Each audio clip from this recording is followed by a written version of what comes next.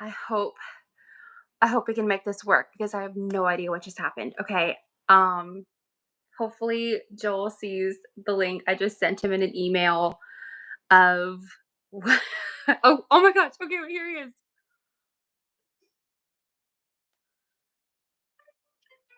Oh Right. my gosh, Can, thank God. can you hear me? I can hear you. All right. I have a Oh, voice. I'm a real boy now. I'm so sorry. I was like, I don't even know what I'm gonna do. I'm just glad it was your phone and not mine. I know. Well, that's the more embarrassing thing. I was like, this is supposed to be working on my end. I'm so sorry. Okay, welcome back, everybody. I'm so sorry that we had to restart because I could not hear. In case you missed it all, we have Joel Kennedy with us of Kennedy Violins. I hope everyone can find us now in the new live stream. It's totally fine. Joel, would you like to introduce yourself a tiny little bit just before we get started as everyone's kind of jumping back on? Yeah, sure. So I'm Joel Kennedy, and I got a YouTube channel where I do violin education. So I do a combination of play along videos. So I will right now doing a Suzuki series right now. So I'm basically covering almost all the Suzuki songs. I actually put them on a dartboard back here, and every week I throw a dart, and it tells me what Suzuki piece we're going to be going over. So I play through the piece, and I play through a couple times, and I basically teach the piece to you on the YouTube channel, and then I do technical videos as well. So I teach certain techniques like third position, vibrato, stuff like that.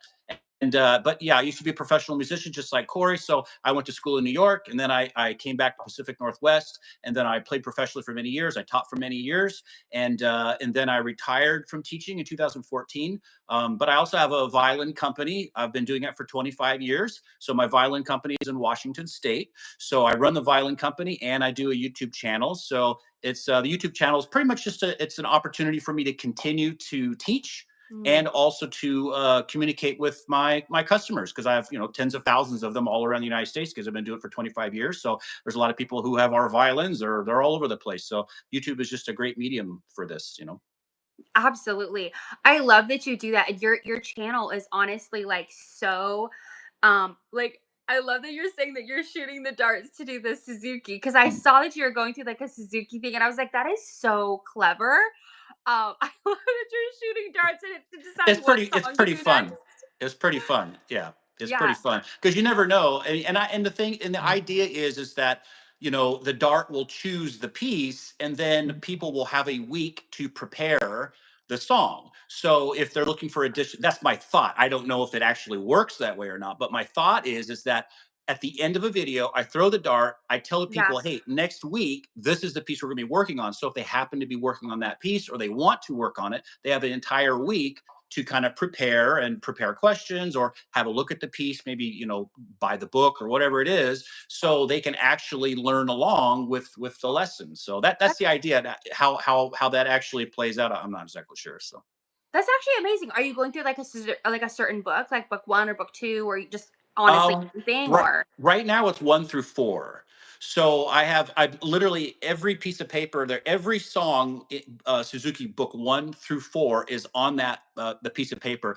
I through surveys I found that most of my students are kind of beginner to intermediate. There's not a lot of advanced students as a general rule. yeah, So I don't see any reason to do Suzuki books above Suzuki book 4. In fact, I suspect that the majority of the people who watch the channel are probably not in book 4. But I don't know if anybody is watching this video and they're like, no, do Suzuki book 5 or do 6 or 7 or whatever. Then hey, I'll do that.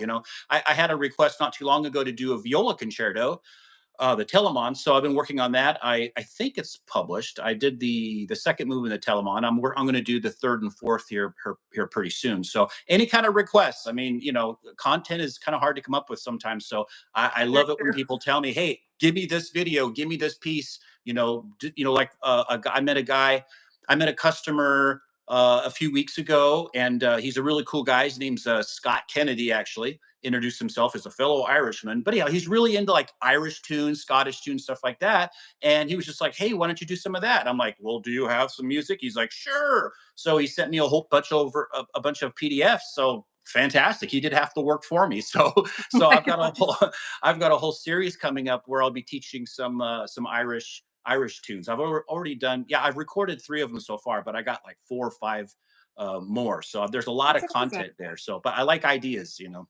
Absolutely, that's amazing. I absolutely I love that. Okay, so if anybody wants a different song like book 5 or book 6, let's put it in the comments and let Joel know. That's so amazing. Okay, I want to get into some questions for you before we get too far into it. Sure. Just to kind of get to know you a little bit better, get to chat about what you do and all that kind of stuff too. Also questions that I'm curious curious about too. So, I would love to know. So, give us your story. I know we kind of talked a little bit about it, but like I want to go like all the way back to like where you even like started, because like you said, I think I also have a lot of beginner, intermediate students here on my channel as well. So I think that we'd all like to go back to the very beginning, like how you got started, but also how did you end up playing viola and not violin? I'm so curious to know that. Well, there's an old saying, right? You know, violists are failed violinists, but you know that's there's a lot It's of viola terrible. jokes. There's a lot of viola jokes. I don't think that's not really true these days. But you know, maybe I don't know, 30 or 40 years ago, there's a lot more true, I suppose. But okay, so my particular story is I started off on violin when I was 8. I thought I was 6, but my dad is insistent that I was 8. So let's just go with that. So I started kind of late. Usually, Yeah. you know, to be if you have any ideas to be a professional or to be, you know, to get to a high level, you really should start, you know, when you're 5 or 6 years old as a general rule. But so I guess I started pretty late. But yeah, I started 8, and yeah, I played violin, and then I wanted to get into a youth orchestra in my area. So the Portland Youth Philharmonic. So it's one of the best youth orchestras in the United States. Actually, it's actually the oldest youth orchestra in the United States, and there's a lot of great players who come Mm. out of Oregon and Washington. It's very surprising. I don't know, maybe something in the water. I don't know, but there's a lot of great players that come out of Oregon, and its number one is orchestra is the Portland Youth Philharmonic. Oh wow. And I auditioned for that on the violin, didn't get in, auditioned again, and then the conductor finally said, "Hey, why don't you play one of your favorite songs?" So I don't know what I played, but I think it was something, you know, grandiose and melodic, and maybe it was had a lot of G string. I have no idea. But he's like, you know what? I think you're a violist, you know. And he looked at my Huh. hand. He's like, you got pretty good sized hands there. Why don't you maybe come back and audition on the viola? So my dad went and found a viola teacher who happened to be one of the best teachers in the state. So pure accident. My parents were not musicians at all, but he just happened to find one of the best teachers in the state by far. I mean, the PYP was filled full of his students, so he was a great teacher. And so I started studying from him, and he completely turned me around. And you know, he taught me, you know, broke me down, taught me a lot of technique and whatnot. So anyway, so that's why I switched to viola when I was 11 or 12 years old. And then I auditioned, got into the orchestra, and the orchestra was great, wonderful experience for me. And then I started doing competitions and, you know, recitals, the whole thing. And then I ended up auditioning for All a on lot of viola. Is this all on viola, like the competitions and everything? everything. Yeah, everything turned around when I switched to viola. But Wow. that's just testament though to how important having a good teacher is. You know, somebody who's motivated, somebody who lays out the path for you, somebody who gives you goals, long term, short term, motivates you to practice. That the teachers are just so important. And like I say, he was a fantastic teacher, and so that really started my career on the viola. And so then I ended up, you know, going to, you know, Eastman School of Music in New York, and then getting my bachelor's was in performance. My graduate work was in education, and then I graduated from that. And I played professionally while I was in school. I played in various gigs, but also the Erie Philharmonic, which was interesting. And so the Erie Philharmonic had a lot of ringers in it, and it was mostly Eastman and Cleveland kids. So that was my first exposure to Cleveland kids, and you know that's a great school, a lot of great players coming out of Cleveland.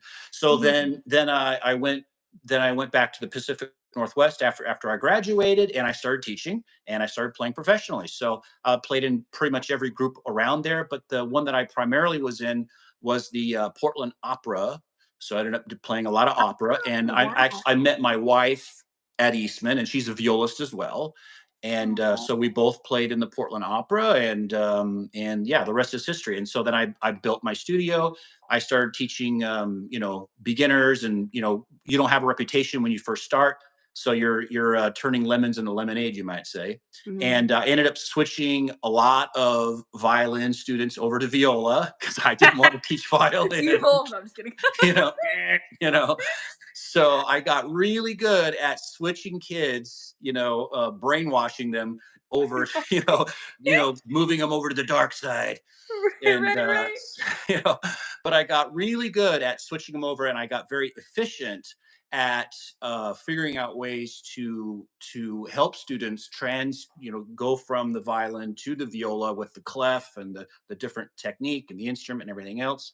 And so yeah, so I taught for many years, and then I retired in 2014 when I moved to California, and then at some point I started my YouTube channel. So I guess that's a fairly brief synopsis. I don't know.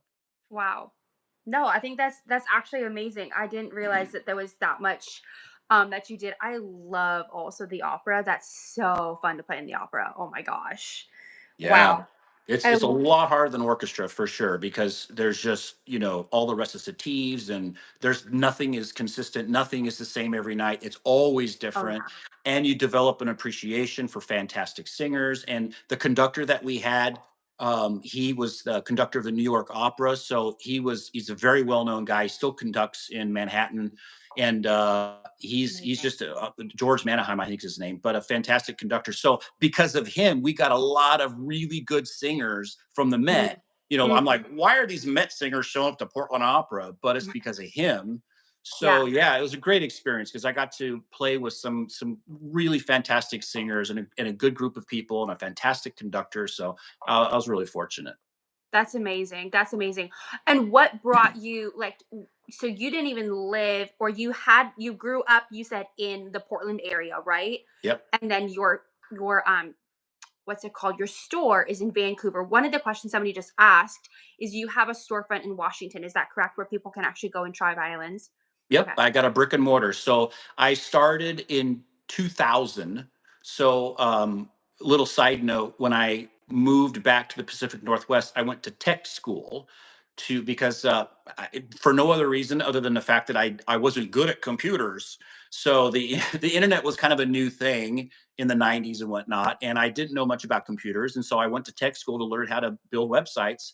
And so while I was in school, I started building Kennedy violins from scratch, Wow. and using what I'd learned for web development. And so yeah, that's how the business started. Was when I was almost as a project, you might say, Yeah. and I was teaching at the same time, and a lot of my students needed high quality instruments, and they couldn't get them for a reasonable price, and that was kind of the pain point that I Mhm. was trying to solve for them because not all my students were wealthy, and violins were very expensive at the time. You had to pay at least $1,200 to $1,800 just to start violin, and this was 25 years ago. So being able to get affordable violins and then set them up for my students.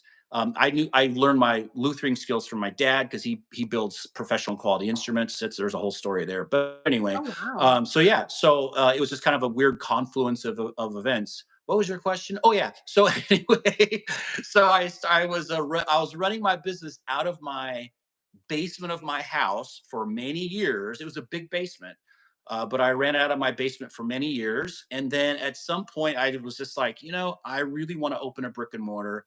I really want to meet my customers. I want to be Yeah. able to shake their hand, look in their eye. I want to see the kids who I'm selling these violins to because I was doing pretty high volume, even out of my basement. I was doing pretty Wow. pretty darn high volume. So there was people all around the United States, all around the Pacific Northwest who had my instruments. I never met them. Mm. So that was one of the big motivators for me to open up a brick and mortar. So I did that. Actually, I don't know what year that was. Maybe, yeah, I don't know. I don't even want to guess actually. But yeah. So then we've moved several times, and now we've got a really nice shop in Vancouver, Washington. That's beautiful. I love that. So yes, if you guys want to go visit his shop in Vancouver, Washington, I'm going to be there one day. It's on the other side of I used to be closer, now it's on the other side of the continent. It's fine.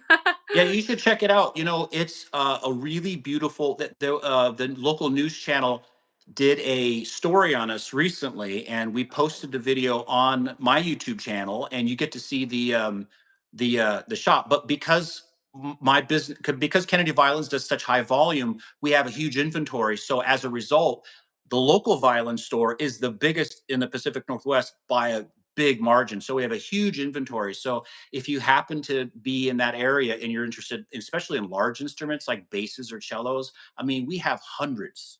That's You know, we amazing. it's most shops might have one or two. We have a huge selection. It's a very large showroom. So if you want to see just if you want, you know, violins galore, wall to wall violins, you know, it's a really fun shop to go to because you can go in there and just try violins for hours. It's a lot of fun. I love that. That is amazing. I love violin shops. I'm sure you've heard of Ham and Dashley. Hmm. They were in San Diego for a very brief period, and that's where I ended up buying my professional violin from them Okay. when they were here for like just that short little period. And they're now up in Washington only, I believe. But they were another cool violin shop that was here in San Diego and kind of the only one I've really gone to see. So one day I'll get to see Yeah, yours. it's a lot of fun. You really like it. If you just look at the video or just look at the pictures on kennedyviolins.com, there's some pictures of our showroom, and you'd be surprised. I mean, we have hundreds and hundreds of violins Dang, on display, and beautiful. as well as cellos and basses and violas, and it's Candyland. So Yeah, that's what it sounds like, honestly. I'm like, yeah, it's pretty cool. it's like People, Disneyland yeah, for violinists or pretty musicians. much. Yeah, yeah. Okay. So I feel like we've kind of talked about everything I wanted to ask you, like how did you get started in like in the violin shop? Because that is such a dream for musicians. But okay, tell us one behind the scene thing about running a shop that would surprise us. That we wouldn't Mm. know. Yeah, I know this is one of the questions you said you might ask, and then I was like, Yeah. I'll wing it. Uh, And now you're like, wait. you know, I don't know. The thing is that there's been a veil on violin shops for a really long time. Hmm. And a few years ago, I had the idea. I was like, let's do a behind the scenes, like a backstage video, so people can see what really happens. Because it's always been very secretive and kind of snobby, you know. And one of my main points when I opened a violin shop was just to take the snobbery out of it. You know, when you go into a violin shop and, you know, there's always this kind of thick air, and you feel like you're being judged. You Oh, know, I 100%. I despise that. You know, there's just no reason. There's no reason for that at all. So that's one of the first rules of my violin shop. But there's also a veil. There's a veil of secrecy, I think, that occurs with like what happens when you buy a violin online. You know, where does this thing come from? I mean, what steps does it go through? Are they picking out a violin just for me? Are they playing them? What are they doing? Yeah. So I think I think just the whole process really. And we have a video on our website. It's just called Backstage Video. We all have it on the YouTube channel too, but it actually shows you from beginning to end. So you place your order, and a person literally takes that order, they take it to the luthiers, and well, and then there's a warehouse guy. So he goes in the warehouse, he finds your violin, gets all your accessories, puts them and he inspects it, does initial inspection. And then the luthiers, they do another inspection, and then they put your violin together, because we do all the final assembly and setup in Washington State. So all of our violins, we have to assemble them and get them, because the setup is the most important thing on a Hmm. violin, and it's really important. You could take a good violin. If the setup is bad, the violin is unplayable. So the setup is super important. So they're doing the pegs and the bridges and the fingerboards and the end pens, and, you know, the putting the strings on, and there's just, you know. And sometimes, and then we have some violins where we actually do the finish, and we're doing the final graduations and all that stuff. So there's a lot that actually goes into there's a lot of care and time that goes into putting the instrument together. It's not like a toaster that's sitting on a shelf. So I think people would be surprised to know that when they order a violin, at least from us anyways, there's a lot of construction that occurs, to put your violin together. So it's constructed, and then it's set aside, inspected again, then it's packed up, and then it goes out. But we're able to do that in one day basically, because our luthiers, we've got several luthiers and they're really fast. But I think to answer your question, it's the whole process. I think is what would surprise people. What a lot of people don't know. We don't just pull them off a shelf, tune them, and send them out. There's a lot of construction that actually occurs. So it's pretty fascinating. Our Instagram channel, our Instagram, we have a lot of really short videos of our luthiers doing various activities, and people seem to really like it. Yeah, that's amazing. And you said that that video that you guys did, that's on your YouTube channel? Yeah, it's on our YouTube channel, and also I think when you just go to Kennedy Violins, it Okay. automatically plays, I Okay. believe. But we got a lot of great responses from that, and that was I didn't know of any other violin. As far as I know, we're the first violin shop in the country to create a video like that. There's been a couple Mm, copycats since then, but I think it's really important that people know what goes on behind the scenes, and customers are treated just like like there no snobbery, right? Just yeah. not the whole thing. I happen to know how I know about violins. It doesn't put me on this pedestal, right? It's like there's a lot of things I don't know. Like I don't know how to fix a car, how to do plumbing. I don't know. I mean, Same. what's the reason for the snobbery? I don't get it. So let's Yeah. just take all that out and let's just let's be nice to each other. I love that. I love that. I'm gonna try and find that video, or I'll at least Yeah, link your site when this video posts later, so that if people want to see it, because I want to see that. Like that sounds really cool. yeah, I'll try and post that so people can find that, because that would be super duper cool. I love that.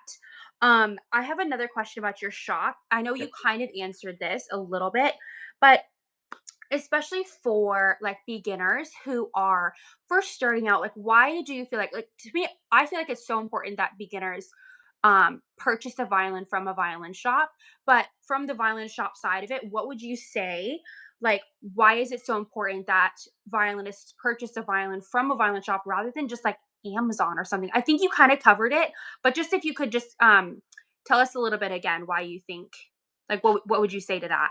Yeah, well, I guess two parts. So well, we do sell a lot of violins on Amazon, Hmm. but we're also one of the few companies that actually sets them up and puts a lot of effort into the instruments before they send them to the Amazon warehouse. But I would not recommend buying from Amazon. Number one, because most of the shops don't do that. Probably 98% of the violins you buy on Amazon, they don't do all that. So that's a problem. And the other two problems is you're going to pay more.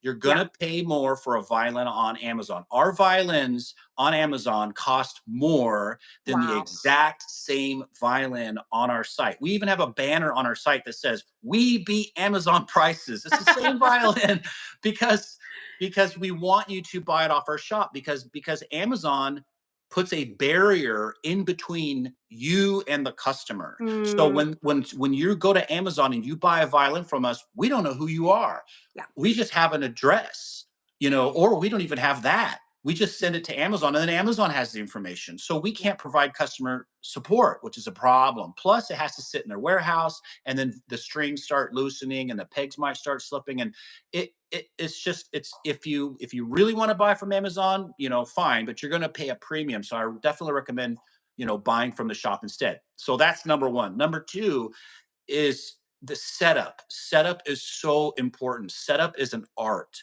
There's a lot of luthiers who build very high quality instruments, some of the best instruments in the United States, in the world, whatever, but they don't know how to do setup. Setup is an art form in and of itself.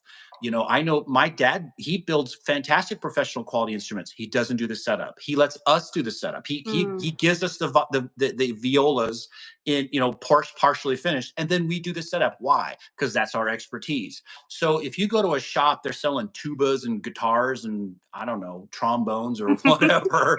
They don't know anything about that. They don't have a clue. It's a wood box with strings. Here you go.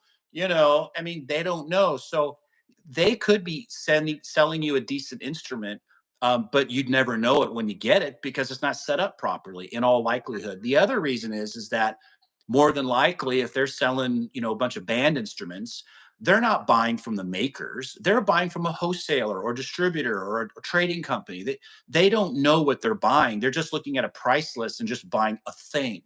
And so they're paying twice as much for that instrument as a shop like me who buys it from the maker.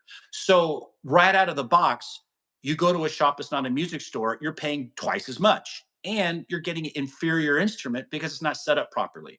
So it really is I mean, I would rather buy a violin off of Amazon from a shop like mine than go into a shop that sells trumpets and buy a violin. So it's really worth your time, even if you have to buy it over the internet and because you don't have a local violin shop. That's fine. Buy it over the internet if you have to. Make sure they have a good return policy and they have a good reputation. But I would definitely not recommend the chances.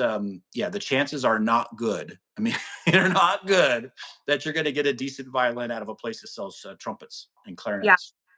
absolutely.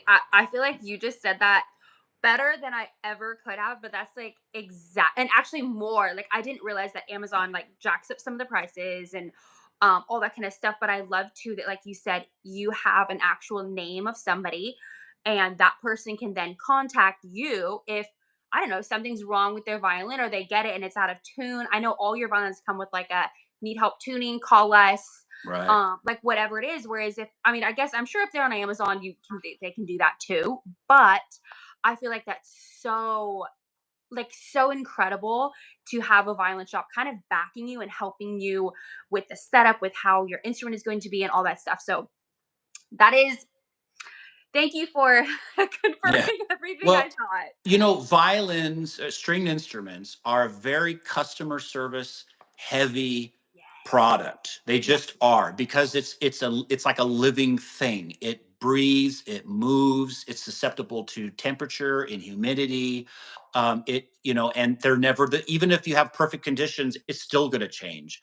So it's just not a toaster. It's not a microwave. It's not a radio. Yes. It's just not. So you need to buy from a place where you can, because customer service actually is really important Yes. unless you are a professional and you have a lot of experience, but most people are not. The violin's just this weird box with strings on it that just sounds awful most of the time. So buy it from somebody who can help you and walk you through some of the issues that you're going to run into because you are going to run into some challenges with it. Absolutely. And somebody asks here, they're asking if there's only student and professional violins or is there a level in between? Do you want to talk about that a little bit? Well, for our shop, we have beginner through advanced.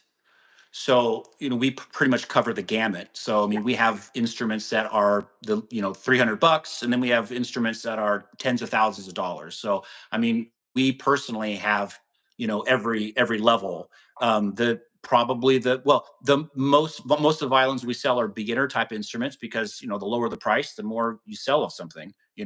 But we sell a ton of intermediate violins in the 600 to let's say I don't know, $800 range, maybe $1,200 range, kind of depends on how you define it. Mhm. And then plenty of advanced violins that, maybe 1,200 to, several thousand, $4,000 or $5,000. So yeah, we pretty much hit every price point because we know that people are going to budget different amounts. Everybody's got their own unique situation. Everybody's got their own timeline. Everybody's got their own level of commitment. So we try to, satisfy whatever that happens to be so people can get whatever they want. Yeah, yeah, I love that. That absolutely makes sense. I'd love to jump into some of your teaching and just talk about that a little bit, Yeah, cool. if that sounds good. That's awesome. So I don't know if you know this, but last month I did this entire vibrato series where every Mm, single video was vibrato. Like that was just like I feel like that's a question I get asked a lot, and I'm sure you're mm. the same. So I just was like, I'm just gonna blow the roof off, do a whole bunch of vibrato stuff. But I'd love for you to tell us kind of your um what is your like secret sauce behind vibrato? Like how do you teach vibrato? I don't know if you want to just quickly kind of like run over something to do with that to kind of help anybody struggling with vibrato. Well, okay, so there's three primary things I think people really have to keep in mind, in my opinion and my experience. Number one, you don't learn vibrato. You don't all of a sudden like, oh, I know vibrato now. A lot of people feel like vibrato is it's a skill like vocabulary or history, where you learn something, you memorize it, now you have it. Or even let's say a scale, like you're learning the fingerings to a scale. Oh, what's the fingerings to a C major scale on the violin? Oh, here's the fingerings. I've learned those fingerings. Now I can play C major scale. It's not like that. Vibrato is a skill that you will never be happy with. Sorry, you're never going to be, you're probably never going to be in love with your vibrato. You're never going to get to a point where you say, "Oh, I'm the vibrato god." It's one of those things that you keep on working on for your life, and you suck a little bit less at it, hopefully every day.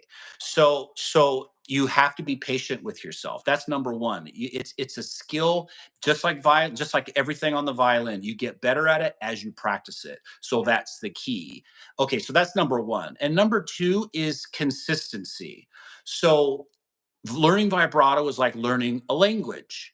We've all taken language courses in school, and now we can't speak any of it. Why? Because we never practiced it, right? We learned it, and we learned Spanish, or we learned French, or whatever, and now we can't hardly speak anything because we didn't practice it, because we didn't live it on a daily basis. So Mm, if you want vibrato, you have to live it on a daily basis, 4 or 5 times a week or whatever. So you have to integrate vibrato every time you play your instrument. So whether you integrate it in your warm up, which I recommend, or you integrate it in a particular song that you've chosen because you can use vibrato on it, then that's what you have to do. If you're not confident with your vibrato, or you feel like, well, it was good last week and now it's not very good, well, it's probably because you weren't consistent. So mm. that's number two. You have to be consistent with it. You have to speak that language as much as you can if you really expect to be better at it. And number three would be the metronome. So, the biggest issue that I've seen with anybody who's trying to learn vibrato is that it's just not structured enough. They know that their hand has to wiggle, but they can't really control the wiggle. So, how do you Mm. control the wiggle? Well, you control it with repetitive, exact, perfect motions with the metronome. It's tedious, and it's highly technical, but if you really want to be good at vibrato, or you really want to be in control of your vibrato, you really do have to learn it, the foundation of it, with the metronome. You really do. And so I have exercises. I had all of my advanced students go through, where they're playing it with vibrato, and then they speed the metronome up, and literally it's like baking bread at some point. Once you once you go through this process with the metronome, with these two different exercises that I used to teach my kids, by the end, they had vibrato. They just did. It's like if you put these ingredients in a bowl and you mix them up and you put it in the oven at this particular temperature, you're going to get vibrato. You just are. So, Yeah. but it's a matter of just following and focusing on the exercises, and staying with the metronome, and being consistent, and you will get vibrato. And then once you have it, and you've taught your brain, you've developed those neural pathways where your brain is in control of your hand, then you don't you won't need to rely on the metronome and whatnot so much. Even though I highly recommend you still warm up with the metronome with your vibrato, but it does become second nature, and it's something that you don't need to walk around with a thesaurus, or a dictionary to be able to speak your language. Now, instead of having to think about what you want to say and then translate it in your mind, you start speaking in the language, start thinking in the language. So once you get your vibrato to a certain point with the metronome, then you are thinking in the language and not merely just speaking the language as you translate it in your mind. Wow. Wow. I feel like I just learned something there too. That was amazing. Okay, that was like so I love that you have like just 3 steps of it and exactly how concise that is. And it's so true. I feel like sometimes, like you said, at the end of doing like putting all these things together, it's like you have vibrato. And I feel like sometimes it is that thing where it clicks. But if you don't have the steps, and I think people are waiting for the click to happen, but you don't have all the things, it's not gonna click, and then everyone's like, well, why don't I have vibrato? And it's like, Yeah. well, because of all these all Yeah, these you other just things. have to have an organized foundation. Once a Yes. person has an organized foundation, then it's off to the races. And Yeah. then you can change your vibrato depending on how loud you want to play, how much you want to project. What are you playing, are you playing French music? Are you playing Prokofiev? You know, are you playing Bach? I mean, you can manipulate your vibrato, you can change it, but the point is that you have a foundation, Yeah. so you have options. Without a foundation, you don't have options. All you have is wiggle and hope. Yes, exactly. That's so true. That's so true. Okay, I love your tips on vibrato. I would love any tips you have. I always feel like vibrato and then the bow arm are actually two of the most difficult things personally. And that's, I feel like, what I've seen in a lot of students, especially trying to learn online or whatever. So I'm curious if you have any then tips or tricks for the bow arm for sounding beautiful for our students. Well, I actually just created a video on sound, actually. So I've created video on how to avoid bad sound, but I recently did a video on how to think about your sound. And uh, mechanically, we want to make sure that we're flexible as possible. We're bending that pinky, our elbow's not too low, our elbow's not too high, we're not breaking that wrist, we're not raising our shoulder, right? So those are basic technical things, obviously, that if a person's practicing properly and they are aware of those technical rules, then their bow arm is going to work well. But how do you translate that into great sound? And my answer, which is probably not very satisfying, is you have to insist that your sound is good every time you play your instrument, every time. And you could be warming up with vibrato, warming up with your scales, playing a simple piece, with your kid, or you're just kind of messing around. Always insist, number one, that your sound is really good. And the thing is that when you start listening intently to your sound, everything gets better. Your pitch gets better. I noticed that with my students early on Yeah. when I was absolutely adamant. I never let my kids get away with scratchy or forced or harsh sound. Once I Mm. just I made that a rule and I never allowed them to get away with it. I noticed that all my students who had bad intonation, the bad intonation went away, and I never anticipated that. But it's because they were really focusing on their sound. So that's number one. And number two is, how do you think about your sound? And I really did a video recently about how you think about your sound. And I think obviously with our sound, we want it to have core, we want it to be thick, we want it to be focused, and obviously the mechanical stuff has got to be working properly. But more than that, you have to imagine, where's your sound going? Most people, and I discovered this in college. I had a great teacher in college. His name was George Taylor. I think he's still teaching there. But he told me what was in my mind. I was like, he was a mind reader. But he said, when you play, you're imagining this bubble around your instrument, this kind of transparent bubble, and you're filling this bubble with the sound that's coming out of your instrument. But that's wrong. You want to shatter that bubble and you want to enlarge it. So now Mm. you're imagining that your sound is being thrown 10 feet away, 15 feet away, 10 feet away, or 20 feet away. It's going across the room. So, and it's amazing because they've done all these experiments, psychological experiments on humans. And the short is that your body figures out ways to accomplish whatever you are imagining. Your mind will imagine something, your body will automatically just figure it out most of the time.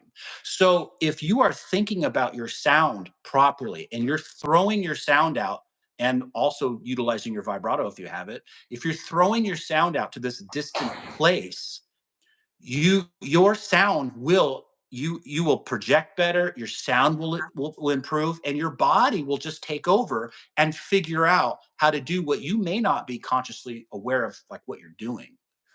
Yeah. So yeah, I don't know what your original question was, but that's my two big points with sound production. Yeah, no, that's exactly like yeah, that's exactly it. I think a lot of times when students are practicing, especially I've noticed this with older students, if they're too there's either one of two things. They're either too focused on their sound and just so concerned with how bad they sound that they almost like it paralyzes them into like not being able to Mm. play anything, or the opposite where they're just like they don't listen and they're not listening to their playing and they're just kind of going for it. It's like, do you hear that, or are we like Are so we I hearing the same thing? oh, right. So I love that though, like just making sure your students are conscious of um how they sound and listening to that and being very aware of listening to your sound. And I think like you're kind of saying in like a positive way and like and I can fix this kind of way and not like, oh my gosh, I sound terrible, I'm never playing again. That's yeah, I actually love that. That's really amazing. Well, I think Um, if they know how to think about like what if they can visualize their sound instead of just saying, "Oh, it's crappy" or "it's good." What right, what is good? You right. know, well, good. It's not just minus bad things.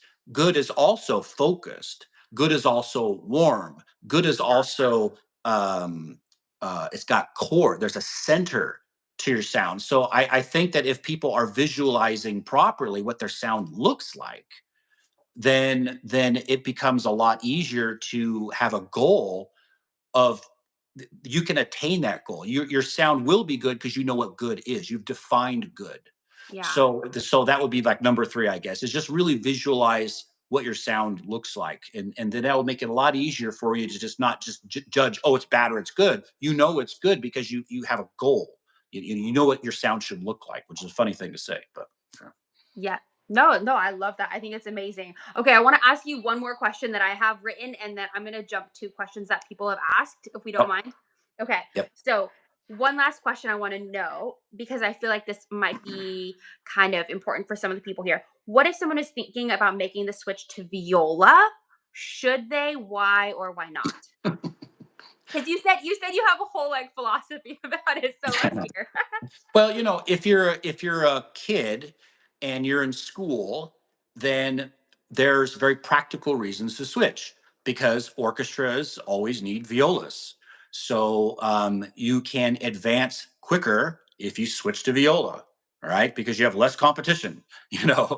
So that's one big reason to switch if you're a Yeah, kid. Now, if you're an adult, well, the reason to switch would be, do you like the sound better? The fact of the matter is that if you're not a professional player, you're not playing professional level music, most of the music is pretty much the same, right? I mean, if we're talking Suzuki songs or Irish tunes or Celtic songs or Scottish or pop songs, it's all equally pretty much.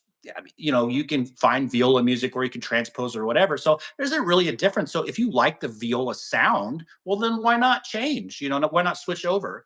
So it really is up to you whether you like the sound or not. But the downsides are, of course, you have to kind of relearn. You have to learn a different clef. It's not difficult because there's so many similarities between alto clef and treble clef as far as the finger patterns. But the biggest challenge that a person's going to have is that a viola is bigger and it's going to be more difficult to play. So the first time you put a viola under a violinist's hand, they're like, "Oh my god, this thing is freaking huge! And it hurts. I can't play it." So you have to understand that that's a temporary condition. As long as you're consistent with playing just the viola, not going back and forth between violin and viola, if you're consistent playing the viola, your body will acclimate. It will. You'll learn how to stretch more, and hopefully you're employing a little bit different technique to enable you to get those stretches like fourth finger on the C string, fourth finger on the D string, or being able to shift into higher positions and getting past that top bow, right? It is physically harder to play, but the pain and the difficulty, it is temporary. So you just have to remember that as long as you warm up really well on your new viola, you will get used to it. The difficulties will go away and your body will acclimate. yeah, yeah. That makes sense. I was at one point I decided I wanted to be able to play viola, and I picked it up, and literally, I think you said it was like so much larger. I was like, I don't think I can actually like practice this. I think I played it for like 10 minutes, and I was like, This instrument is so heavy, and like my Yeah, yeah. hands were like in so much pain. And I was playing my Mhm. sister's, and she has like a what's like a big one, like a 17 incher or something like a That's big huge. viola. Yeah, Yeah, that's huge. Yeah. she has very large hands, and so she was playing just a mass. I was like, I'm out. I'm not doing this anymore. Yeah, I definitely suggest starting on a smaller viola if Because you've been playing there's violin for a violas that long are time. there's violas that are the same size as a full size, or what's the smallest size of viola? Yeah, you can get 14-inch true violas. So a true 14-inch, because a violin is 14 inches. Okay. So if you get a viola that's 14 inches, it's the same size as a violin. But a true viola is going to be thicker, right? So the body will be the same length, but the Mm. but the ribs will be thicker. They'll be just a little Ah, bit thicker on a viola to okay. allow a little bit more room for those larger sound waves and on the C string. So if you want, but more than most people can easily, fairly easily go from a 14 to a 15-inch viola. So if you've been playing the violin for a while, just get a 15-inch viola and just warm up really slowly with your scales. The scales are the best thing that you can Oh do yeah. because the scales are they're going to teach you that stretch. They're going to teach you those stretches and then you'll be fine. Yeah, absolutely. Absolutely.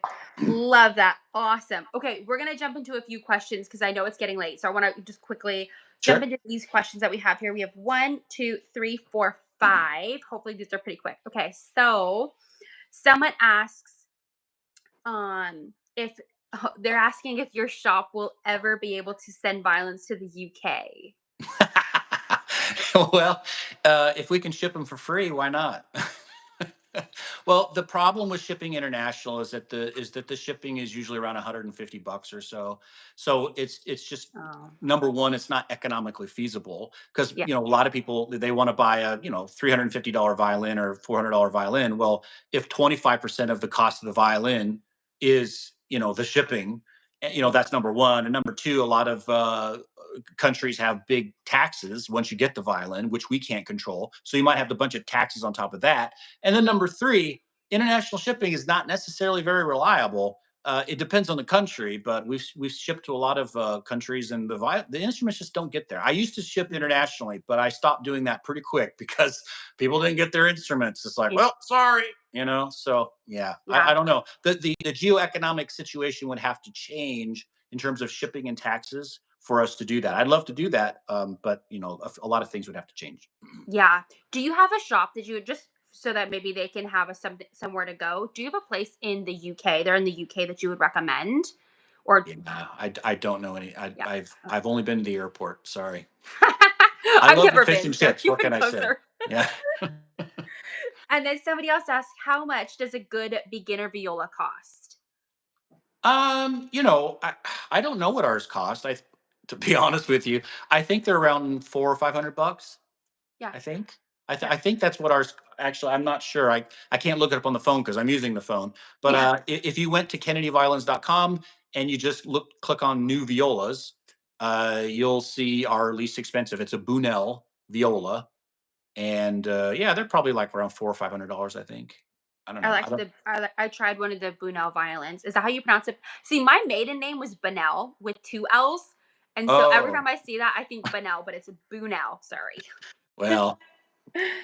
I see that one here for the Richard Bunel for 560. Okay. Well, there you That's go. a yeah, I loved that violin too when I tried it. It was amazing. Yeah. But Awesome. yeah, that's a viola, right, for 560. Yes, yeah, the Yeah. viola. Yep.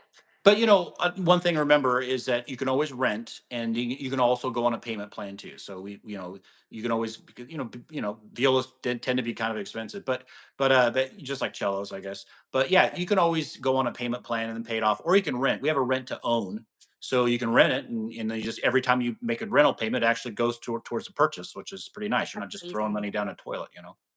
Absolutely. I love that. Mm. Okay, another question. How can I tell if the violin I own is a decent quality? Well, you know, it's that's a tough one. I mean, uh, well, the first indicator would be how old it is. So if it's within 10 years old, then the probability that it's not a good violin is a lot higher. because a lot of violins the past 10, 20 years were made overseas, and a lot of the people making them overseas don't know how to make instruments, and so there's a lot of bad stuff out there. So yeah, so but if it's like older, if it's made, I don't know, 80s or before, 80s, 70s, 60s or whatever, then there's a pretty decent chance it's a good instrument. But there's also a really good chance it needs repairs, Yeah. because violins come apart, right? The plates, the plates here, they start coming loose, and you can't even see it most of the time, but they start coming unglued, and it makes the instrument sound really bad. The bridges, they start to collapse in the middle.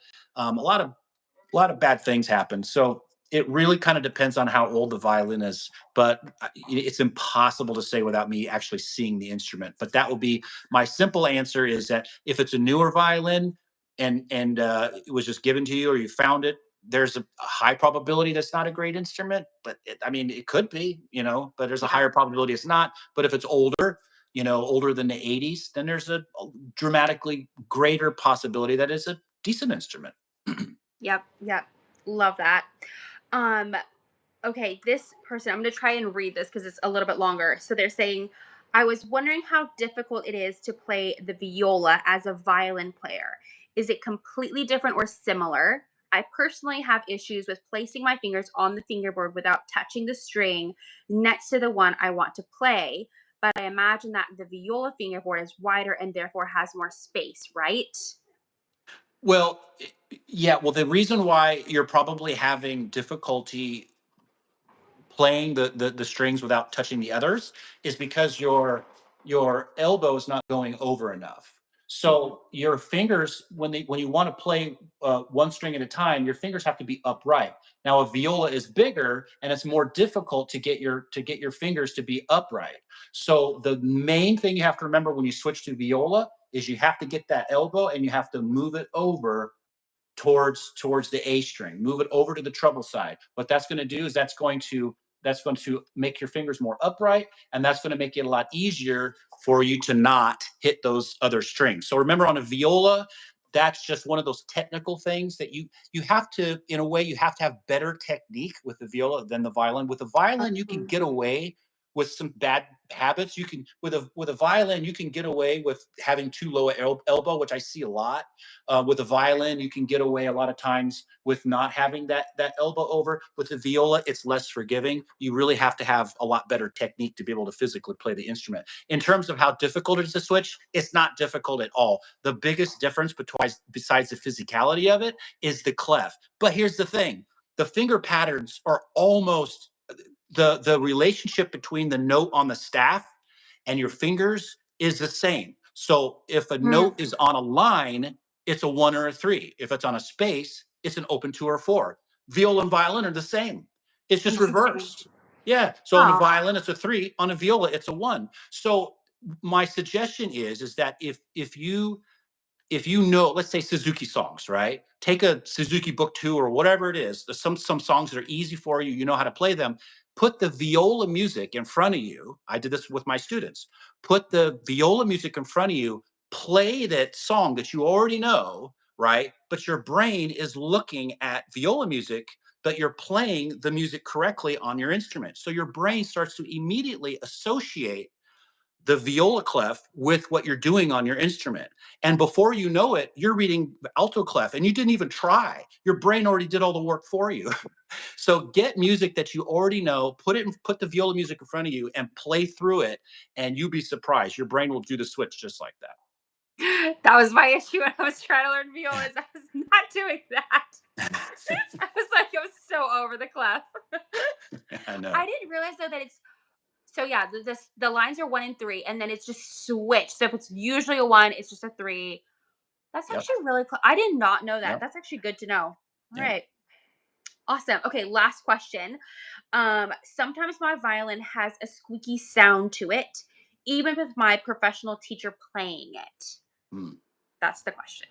Well, the thing is that's like saying there's your car is making a sound. What is it? I mean, it's impossible to know. I mean, it's like it goes.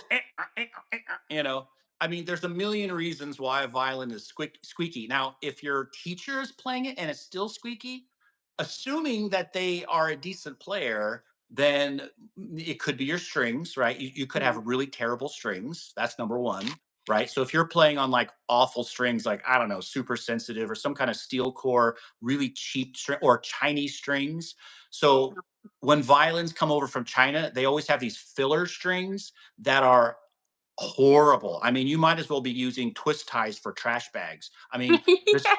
this the strings are so bad. Nobody can sound good on these strings. No, but Yes. maybe Ray Chen. I don't know, but nobody can sound good on these strings. So I would number one look at your strings. Number two, if your strings are decent and it's still making weird screechy sounds, it's possible that their strings are too low and they're hitting the fingerboard. Sometimes that happens, so your violin isn't set up properly, or it could be that it's older. You know, it's not a very good violin, and the violin has moved, so the projection, this angle here has changed, so your fingerboard is Mm. actually higher, and now it's touching the strings, and that'll make some really, like, skin the cat's alive sounds, so but that's the first thing that I would look at. I was look at what is the quality of their strings, and what are your strings too low and they're touching the fingerboard. But it really could be anything. Interesting. Interesting. Yeah. Awesome. Well, that's all the questions I have. And I know that's an hour, so I don't want to take up more of your time. Yeah, I'm But good either way. wow. But thank you so, so much for doing this. This was amazing. I feel like you literally have been just a wealth of knowledge, even of just like purchasing violins and all that stuff that I think that like we think we know about. But then as soon as you hear it from an actual like violent shop owner, you're like, "Oh my gosh, there's actually I don't know anything." So I love that. Thank you so much for coming on and doing this live today. I Yeah, think this it's is been really fun. This is amazing. really fun. I really enjoy it, and you should come on my channel now, and then I can interrogate you. You know, I can I can ask, "What's your secret sauce?" Yeah, Corey, come on. Vibrato secret sauce. I'm glad I don't have one. No, I'm just kidding. It's barbecue. Okay, it's barbecue. No, no, Oh. buffalo sauce. Buffalo Yeah, sauce. buffalo sauce. All right, that's good stuff. Yeah. All right. Well, yeah, this is really fun. I had a good time, and I really appreciate you having me on here. And yeah, Absolutely. we'll have to figure out some other ways to collaborate in the future.